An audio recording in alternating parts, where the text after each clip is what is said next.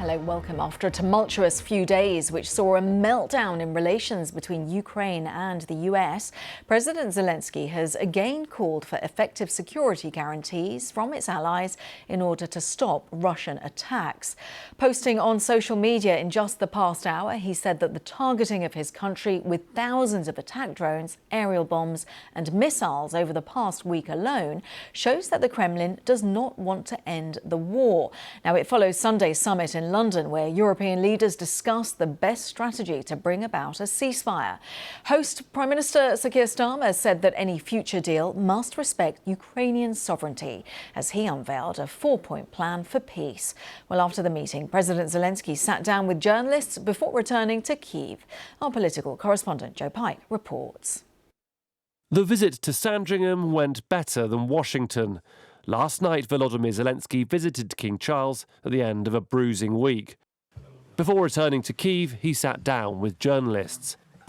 I travelled in the train for 12 hours, then for 11 hours I flew because the President of the United States invited me.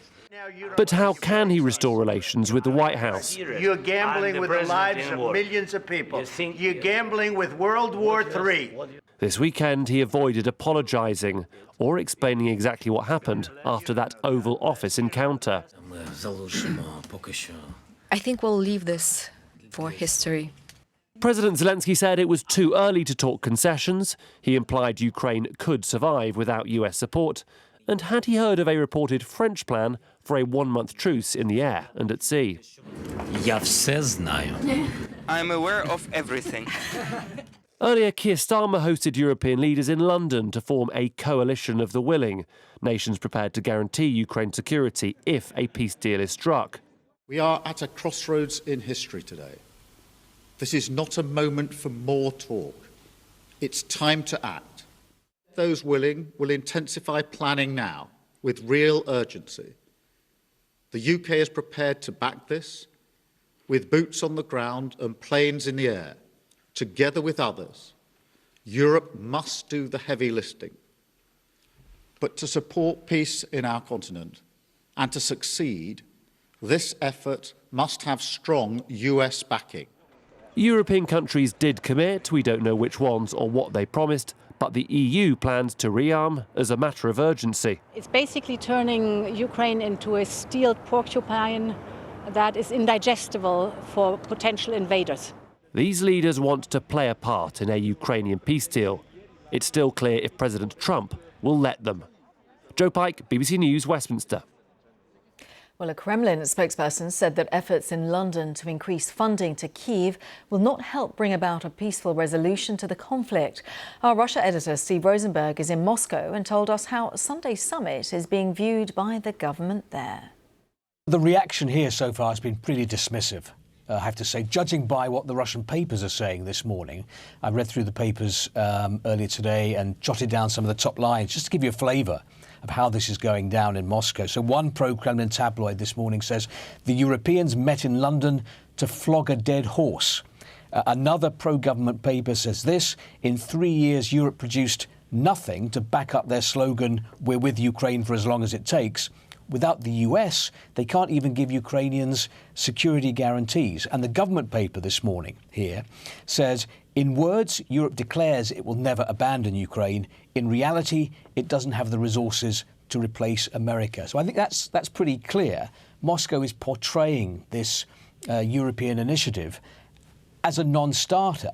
But there's more to this story, because the last thing I think Russia wants right now is for Europe to come in and to strengthen Ukraine before any peace talks and to shape the peace agreement. So it's not taking any chances. And from what the media's been saying this morning, from what Russian officials were hinting at last night, it's clear that Moscow is trying to portray the London summit as an anti-Trump initiative, an anti-Trump event. That phrase, anti-Trump, has popped up several times over the last few hours. And I think this shows that Moscow wants to send a message to the White House to say, you know, President Trump, those Europeans are against you. You're better off dealing directly with Russia on the Ukrainian situation. Steve Rosenberg with the perspective from the Kremlin. Well, the UK's ambassador to the US, Lord Mandelson, has suggested in a television interview that Ukraine should commit to a ceasefire before Russia. However, a UK defence minister appeared to contradict the ambassador, describing his comments as not government policy. Well, our political correspondent Ian Watson explains this latest development. The summit, of course, was talking very much about security guarantees, but also stepping up European defence spending, also putting Ukraine in the strongest possible position ahead of any peace talks should they occur. But what Peter Mandelson, the UK ambassador to Washington, was saying on the American network ABC yesterday was there needed to be a radical reset of relations between President Zelensky and President Trump. And clearly one way of doing that, he suggested, was for Ukraine to commit to a ceasefire and defy the Russians to follow suit. There seems to be no sense at all that President Zelensky is interested in that without security guarantees. And this morning, the Armed Forces Minister, Luke Pollard, on the BBC made it very clear that this was not something which he saw as government policy. In other words, it sounded as though Lord Mandelson was speaking without the authority of the government here. It still remains to be seen what happens next, though, because the one word that anyone in government seems to be saying to me this morning is fluid. The situation is very fluid. So will Keir Starmer talk to Donald Trump again quite soon? Will he join a summit of European leaders for further discussions on Thursday in Brussels? These questions still remain open. But as far as we are aware, from Luke Pollard's contribution this morning, the government minister who's been on the airwaves, not only was he putting some distance between the government's position and what Lord Mandelson was saying over the weekend, but he was also making it very clear that the US still had to remain involved, that for credible security guarantees effectively to prevent or deter any future Russian aggression, there had to be some American backup, whether that's air defences, whether it's intelligence, whether it's logistics, not boots on the ground. Europe would lead on that front, but he still wanted these US guarantees. That still appears to be the American position, and certainly the Ukrainian position is that they don't want to go into a ceasefire, which then allows the Russians to regroup without strong guarantees from all their allies. And Ian, Luke Pollard also talking about an idea which was put forward by the French, a potential month-long truce between Russia and Ukraine. But details so far very scarce. Yes, well, I think from any of my contacts with government, they are steering us very, very clearly away from that particular proposal.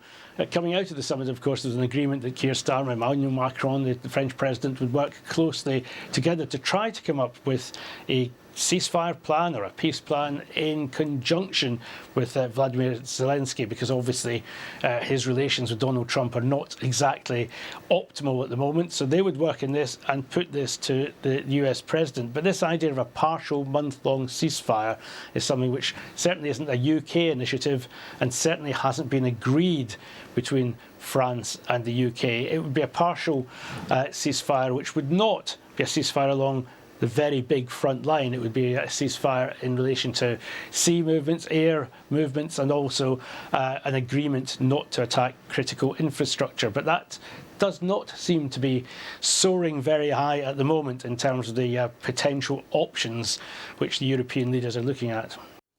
A lot to discuss.